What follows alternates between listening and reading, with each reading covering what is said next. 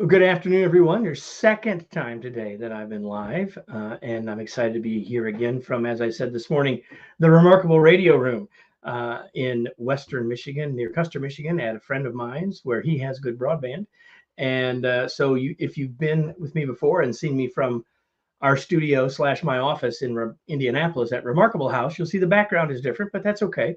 The content is going to be fantastic. So glad that you are with us this afternoon. If this is your first time with us, thanks for joining us. If you've been here before, you know what I'm going to ask you next, which is to go into the comments section of whatever social media platform you're on and say hello and tell us where you're from.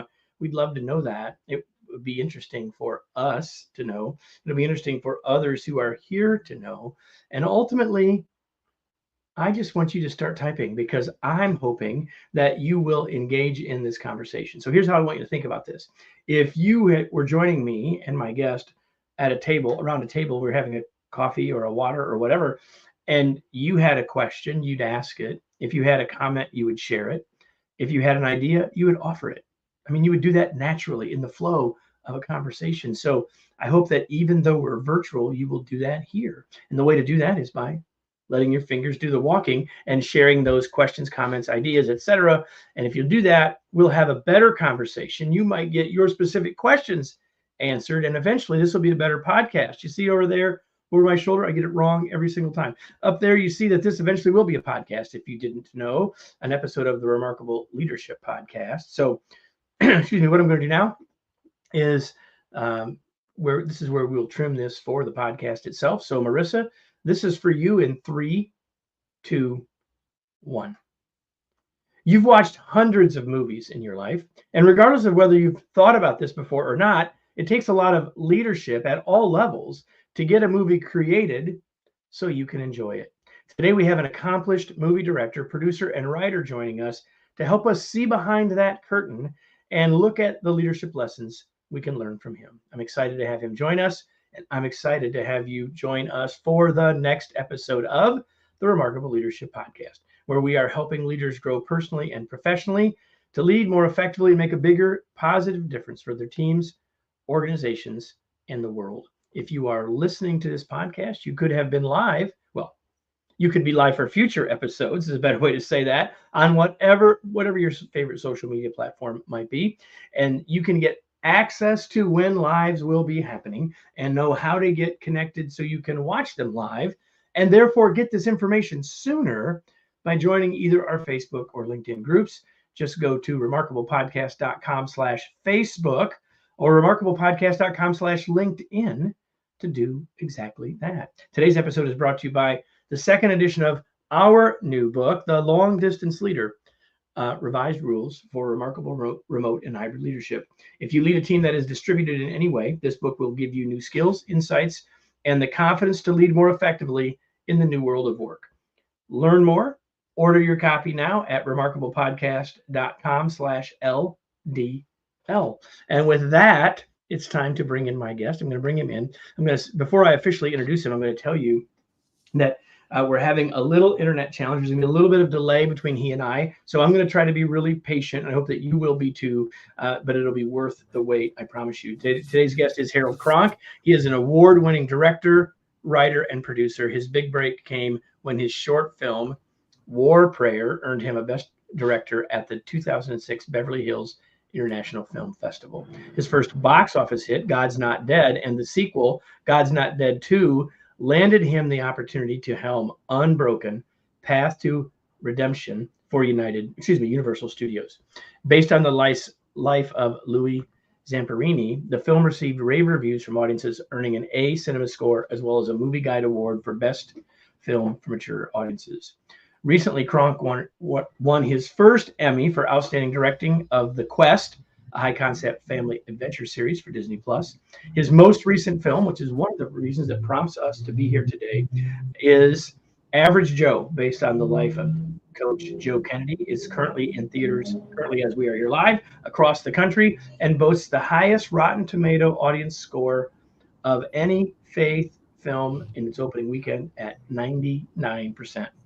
A Rotten Tomatoes score of 99%.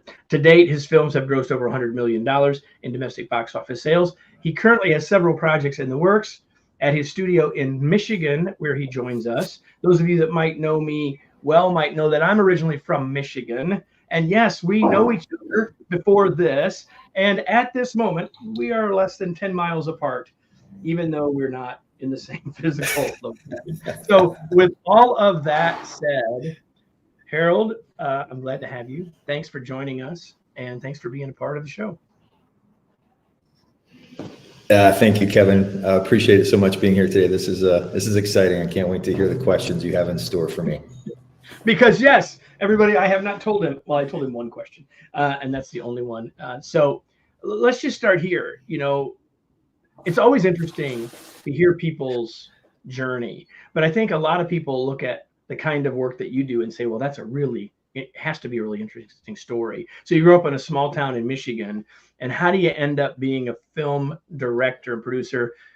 How did you even pick that path? Just tell us a little bit about sort of the journey. Don't give us, give us the short version, but give us a sense of the arc of your life. Sure. I was an artist in high school and really had no idea where I wanted to take those skills, take those talents. I was a little bit lost. My dad was a public school superintendent, and I finally said, Dad, I really think I want to go to film school, to art school, to be a filmmaker and an artist. And he said, no. He said, get your art education degree. That way you have your summers off to pursue your passions and still have some stability and maybe some health insurance, so your mom and I don't have to take care of you for the rest of your life. So there was some great wisdom in that. So that was really my path. I became a high school art teacher, and I loved teaching, loved working with kids, and just did a couple short films in my summers off. And one of them got noticed by a producer from Hollywood through some very fortuitous ways. And he said, hey, you really need to give this a shot. And so I moved to Los Angeles, and sometimes when we step out in faith, great things happen. And so you've been in this business for quite a long while at this point, and you've had the chance to do some pretty interesting stuff along the way. So art school, not exactly the same as film. So like, what's the connection to film? I mean, obviously it's about stories, right? So what sort of led you to wanting to tell stories on the screen? Well, one of the first things I ever did was I produced a Wild West gunfight and stunt show at White Pine Village in Ludington, Michigan. It was really the first thing I ever directed when I was 19 years old. Ron Wood, a neighbor of yours, I believe. My uncle. To him with this crazy idea. Okay. I came to him with this crazy idea, and for some reason that man said yes. I have no idea. But it was my first opportunity to take this production, from a script to a live performance. And it really just kind of felt like it hit all of my giftings and my personality and the talents that I've been given. And so I loved it, and it fed my soul. And I thought, okay, this is something. And we just kind of went for it from there. Well, the one of the reasons, and you and I have had a lot of conversations, but we've never had this conversation until right now, is that I think that your I'll say your journey as a leader is probably in some ways quite similar to lots of people's. In other words, you were really good at some stuff, right? You were really good at some technical things. So you had some subject matter expertise, if you will. And then you find yourself as a producer and a director really in a leadership role. So I'm curious, sort of, what kinds of challenges did you find with your leadership hat on, or maybe even ones that you still see after doing this for a long time? Like, I guess I'll just put it this way: what are the challenges that you find when you put the leadership hat on among all the other hats that you wear? Sure. It's funny. I think a lot of my leadership skills were formed on the athletic field in our hometown. Being part of a team, being a servant leader, doing whatever you can to support the team. Some of those things, on the athletic field, on the basketball court, you learn those in the heat of the moment, in battle, through good coaching. And so I found that those skills. And then my degree is K-12 art education and physical education. So I'm actually qualified to teach underwater basket weaving, which is really strange. But the training I received in my physical education program at Central Michigan University was outstanding. Classroom management and leadership skills specifically through that program were incredible. And then you throw on top of that going into a classroom and having to win 30, unruly kids to your vision every day to accomplish the task or the objectives for the day. Really, I don't think there's a better training ground for a leader than that. Well, and certainly one that I think most would say we're glad we've got folks that are doing that work. I'm not sure how good I could be. Well, maybe at a certain grade level, I could be okay at that. But I spend all of my time in that role of helping others, right? And training more than educating. And yet there's obviously a lot of connections there. So what challenge have you found? Let's just take it to more recently. As you've directed movies with larger budgets, sort of movies that people, as I read in the bio, movies that people, while they may not have seen, have probably heard of. As sort of the stakes got higher and the scope got broader, are there any particular challenges that you found maybe hard to overcome, or that you had to work hard to overcome? Yeah, the scaling of a film production, going from the independent world to the feature world with a studio, at a major studio, it definitely was a challenge, and it was a learning curve for me politically. The independents that I worked on before moving into the studio world were, you raise private equity, and then you're partners with the executive producer, and you're working together. So you really don't have a boss per se. It's your job to deliver on the project. When you take a job as a director with a studio, there are people that come alongside you and have some pretty strict guardrails about what the expectations are. And then the interplay of those various studio executives and everybody fighting to keep their job can make things really interesting. So that was something I learned that very quickly, that I was swimming with sharks in the studio world, but it was a great experience, and it stretched me as a leader. And I think what I learned from that was stay true to the vision that you have and the vision that you were hired to deliver, and find a way to share that vision with the people that you're working for, in a way that's going to speak to them and their goals, and they'll get behind you. If you can make other people look good with what you deliver, it bodes really well for you.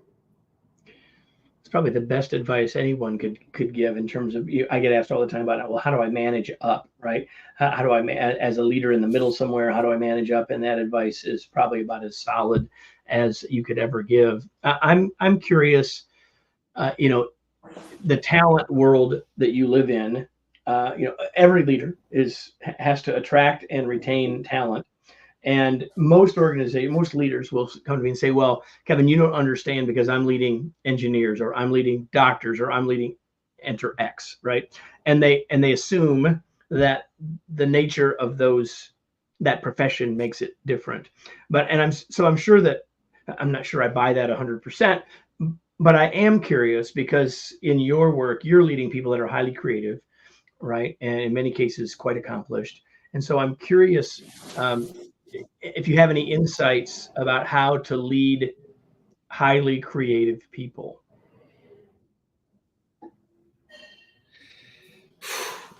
Great question. There's the old saying, hire people that are more talented than you and give them the tools they need to get out of their way. And so I really do try to adhere to that. I've worked with some incredibly talented directors of photography, people that know more about the inner workings of a camera and lenses that I could ever dream of.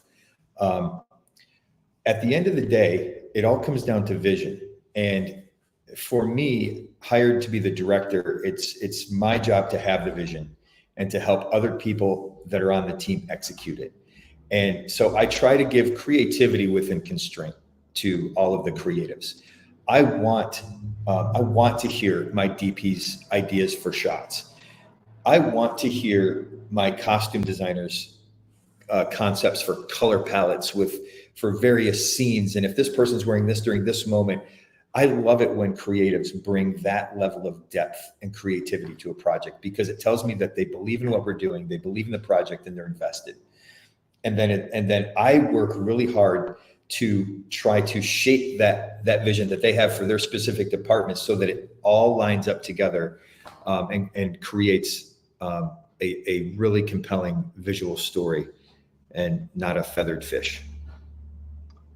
Feathered fish. So I have to tell you, and I'll tell everyone who's watching or listening, that it's insights like that is what I was hoping we would get as we come out of this. So like one of the things for those of you listening that I hope that you can take, I didn't want to say it at the beginning, but now that we're partway through, I want you to keep thinking about it this way, is that as Harold shares these ideas from the context that he's in, which is totally different than your context, the insights are directly applicable, right? So it's my hope that you're interested because it's a world that you know something about as a consumer, but you're not in that world. And yet to hear those insights and how they would apply to you as a leader in your organization, in your daily work, there's a direct application. So I hope that you continue to hear that as we go. Harold, I'm curious about,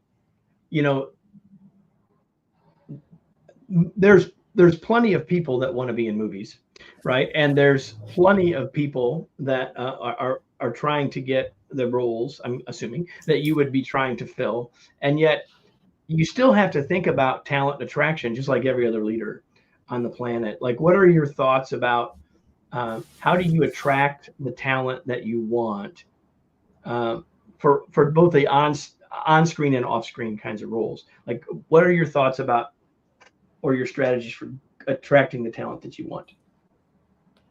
Another great question. For me, the vibe on set is super important. You have to put together a group of people that are going to gel, people that are going to be able to collaborate, and people that are going to be able to pivot when you do give them a directive that's maybe not in agreement with what their concept was. So I think personalities are a huge factor. In fact, a lot of the times when I'm talking with actors before bringing them on, I will meet with them or go have a cup of coffee with them, and I will talk about everything but the story, everything but the character. I'll pay attention to how they treat the wait staff. I'll pay attention to how they talk about their friends, and really get to know them at a depth just through awareness in the moment. Especially with actors, because they're so talented, and many of them are always acting, even when you're having coffee with them as themselves. So I just really try to get a good sense of who they are as a person. I'll ask questions without getting too personal, that the responses are going to intimate to me where their values lie. So it's a little bit of a private investigation task too. Obviously they're talented enough to do the role because they're there with me and I've invited them, but I really want to get below or beyond that talent to find out, when it's time to promote this movie, is this person are they going to be committed? Are they just doing this for the paycheck? Because I don't want anybody involved with any production I'm doing that's just there for the paycheck. I want people that are buying into the narrative that we're putting forward on the screen. Yeah, that like applies to every single leader on the planet. That ought to be always be our goal. So I love that. Let's take a second and have you do this. You're in a business that most of us have never seen behind the scenes. What's something about the movie set that maybe is a myth, or maybe what's something that would surprise us if we were watching you make the sausage of a movie? Okay, this is great. We had a film that we were doing at our studio here in Manistee, Michigan, and we had a Disney star, Debbie Ryan, who was in town. Debbie, huge on the Disney Channel, right? She has fans everywhere. And our first day when we started filming, we're filming in Manistee, Michigan, in the middle of this neighborhood, and word got out that Debbie Ryan was filming. And there were all of a sudden hundreds of kids and parents, like it was like Halloween or something, right? Trick or treat. They were lined up around on the street corners waiting for her to come out of her trailer. And they stood around for about 45 minutes as our crew put together the lighting. They were running cables. They were moving dolly track. And finally, after about an hour and 20 minutes, people started to walk away. And then Debbie finally came out of her trailer and she shot the scene. She was on set for 15 minutes and then went back into her trailer. And the guys started tearing down all the lighting equipment and moving the dolly track. It's a lot like watching paint dry. There is so much that goes into it. So people left. No one stuck around. I mean, maybe 10 people stuck around for autograph, but in a lot of ways, filmmaking can be very boring. And that's it. So you have, anywhere from 10 to 50 setups in a day where you have to move the camera, right? And you have to move the lighting and you have to block with the actors. So you mentioned the sausage fact. That's basically, that's really what it is. There's a lot of, okay, now we're going to do it from here. Now we're going to do it from here. And it gets repetitive. But then that's my job as a leader, to keep people motivated so that we can make our day. When you start a day of film production, you have a set number of pages that you're going to shoot every day. And if you don't get through those pages, you have to add those pages to another day on your production schedule. And as you can imagine, production days are expensive. So making your days is a big thing. So it's, and you and I were talking about this before we came live for another project that you're working on, and you use the phrase project management. It sounds like it's textbook project management. Yes, with chaos and Murphy's Law thrown in. And weather and 100 other things, right? So yes. Tell us a little bit about this latest project, Average Joe, and people can go learn more by going to averagejoemovie.com. But tell us a little bit more. So this is a real life story, based on a real life story that a lot of people, although they may have forgotten it because it's been several years, but they may have heard of at least the ending of the story some point in the past. So tell us a little bit about how the movie came to be, and how and sort of a little bit about the movie. Sure. The movie is Average Joe, and it's based on the life of Coach Joe Kennedy. Coach was fired from his coaching position in Washington State for taking a knee and saying a prayer on the 50-yard line after his games. And Coach was a 20-year plus combat veteran Marine, and he felt like it was his First Amendment right to say that prayer. So when the school asked him to stop, he refused, and his case went all the way to the Supreme Court. And after a 7-year court battle, he finally won his case about a year and a half or 2 years ago now. And the executive producer of God's Not Dead, Troy Duhan, came to me and he said, "Harold, have you heard of this Coach Kennedy story?" And I said, "Yes, of course. It's been all over the news." He said, "Are you interested in telling that story?" And I said, "Absolutely." And one of the things I absolutely loved about Coach's journey is that he didn't do this just for Christians. He did this because he felt that it's a fundamental right of every American to worship how they see fit and who they see fit. And so he just refused to give up on this battle for all of us, regardless of our beliefs. And I think it was just an incredible story. And this guy, I think he did what a lot of us would hope we would do in a similar situation where most of us might fail. So, as I was watching the movie, that's one of the things that was going through my own head. I mean, I was watching the movie knowing you and having heard a little bit about it before from you, and knowing that we were going to have this conversation. But during the movie, that was one of the things that I was thinking, like, would I have persisted? And I don't want to give away too much of the story for people, but you know, his wife at one point was sort of saying, which is more important, me or that? And you know, and that, you know, there's real stuff to think about for us as watching it, whether what we would do in that moment, right? I'm curious because again, without giving away too much, there are clips of the real Joe. Yes, he does not play he's not the actor, but like there are clips of the real Joe before and after the film. So that tells me he was involved in some ways. How there's always got to be poetic license, I'm sure. But generally speaking, how close does the storyline run with the real life story? Yeah, you know, it's funny when I went to see the film for the first time when it opened on Thursday, I didn't even know that they did the interview with Coach and Kelly Shackelford from First Liberty. I didn't realize that they had done that interview that plays before the movie, which is interesting. Now, the little bit of him afterwards introducing the special guest at the very end of the movie, I did. I was aware of that, and that was because that was in the movie, right?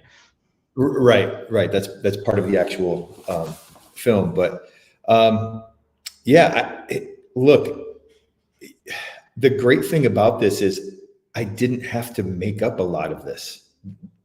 What you see is, for all intents and purposes, what happened. I had to do, so you have to take some creative license and a few things, like for a couple of the characters that were in Joe's life, we combined a couple of those people into one character, just for efficiencies in storytelling. But you know, it's what you see is really what happened. And it's remarkable. I read the screenplay when it was first brought to me. There was an initial draft done, and I read it, and I was like, okay, this is kind of that prototypical Christian film. It opened on the steps of the Supreme Court, and it goes back. You go back in time, and you follow his journey through the process of coaching and the turmoil and all of that. And then I read his book, and I read about all of the garbage and pain and suffering, and it is so remarkable what this man went through and how he ended up becoming the person he is today is nothing short of miraculous. He totally should be in prison, I think. Yeah. Prison, well, incarcerated, or watching the film, but it certainly crosses your mind. Yeah, destitute, homeless, a drug. There were so many opportunities for him to just say, F it, I'm out, I'm going this way. But he just kept finding a way to fight for Coach has a super strong sense of justice. And that's really what it comes down to. And he's mature. He wasn't a Christian through a lot of the story, through a lot of his life, and came to God later in life through a whole bunch of problems with his marriage once he had finally found the love of his life. And it's so powerful to see this man who is an average Joe do the amazing, doing almost the impossible. AverageJoeMovie.com. And if you're watching this live or just within the day or two after this, you probably can still catch it in a theater. We're hoping that's the case, and hopefully beyond that, eventually it'll be available streaming in a variety of ways. Before we wrap up and go around our final turn here, Harold, I'm curious. There are people that might watch this later. I don't know that are in our initial audience, but there are people that are going to watch or listen to this later that might be wondering, okay, you sort of told us the story, but I think I want to be in film, or I think I want to be in some other sort of creative endeavor where mom and dad might say, hey, teaching and then creativity in the summer, like your story. Like, what advice would you give to someone that wants to go in the direction of something like this? Do you have any advice for folks? I do. Go into real estate.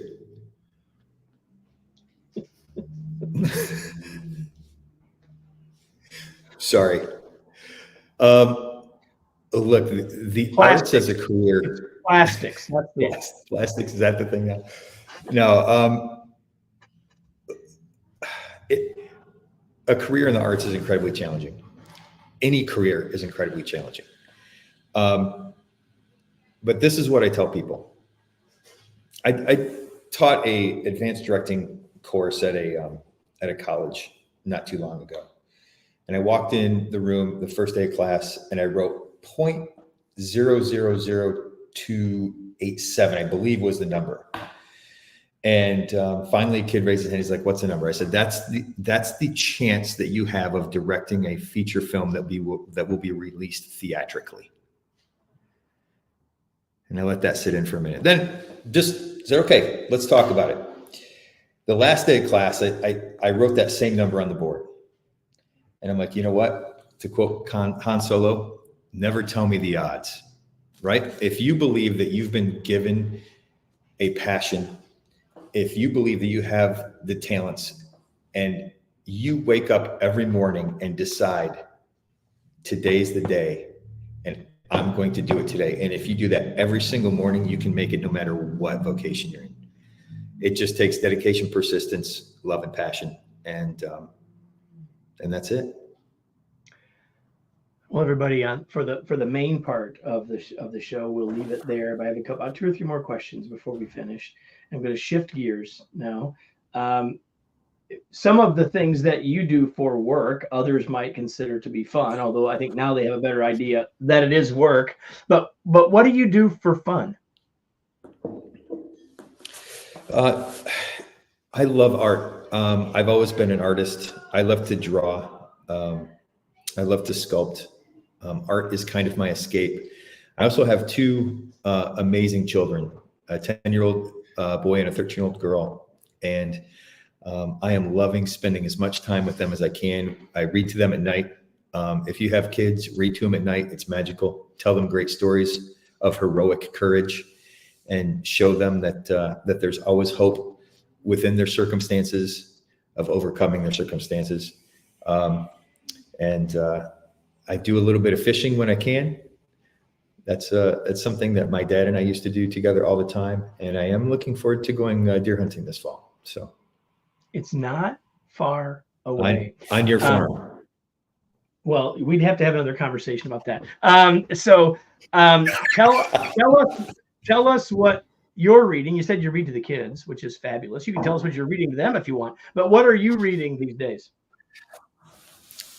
Okay, well, that's 2 questions. So for my kids, it's wonderful reading to them, but there's also a little bit of a business element to that. So I've written 3 with a group of writers, written 3 fairy tale adventure films called The Legends of Fall Hollow. And so I'm reading them the 3 screenplays. And it's full of wonder and magic and heroes and villains. And my 10-year-old son especially is absolutely loving it. So he's a good test audience. My daughter's liking it. One of the characters, actually 2 of the characters in the series are based loosely on my kids. So I haven't told them that. So if they're watching, spoiler. But that's been a lot of fun. I'm also reading Green Lights by Matthew McConaughey. Perfect. We will have Green Lights in the show notes for you. And I think that someone on the show in the past has also mentioned that, but we'll make sure that everyone can get a hold of the information for that. Green Lights by Matthew McConaughey. And of course, you want to all check out averagejoemovie.com or find the local theater and find yourself a seat for Average Joe. Harold, thanks so much for joining me, for sort of playing along with me and having this conversation. I really appreciate it. Thank you, Kevin. This has been great. Appreciate it, man. So before we go, everybody, I'm going to ask the question I always ask. And I know this episode has been a little different for a variety of reasons. But the question I always ask you as a listener or viewer is, now what? What action will you take as a result of being here? I know that Harold would like you to pick up a ticket to a movie. But beyond that, in all seriousness, there were all sorts of things that we talked about today, whether you made the connection or not, around culture, around talent, around project management, around focus. There were a variety of things that we talked about that are of direct and immediate impact for you. And so the question is, what action will you take as a result of being here? Because ultimately, while Harold's in the entertainment business, and I guess I'm kind of in the entertainment business. What I'm really in the business of, as I said at the start of the show, is helping leaders make a bigger positive difference. And none of us can do that unless we take action. So I hope that you will do that. And I hope that you will, if you enjoyed this show, that you'll make sure that you're subscribed wherever you watched it so you come back again. And certainly love it if you would tell someone else to come watch it as well. We'd love you to do that. And we'll be back next week with another episode of the Remarkable Leadership Podcast.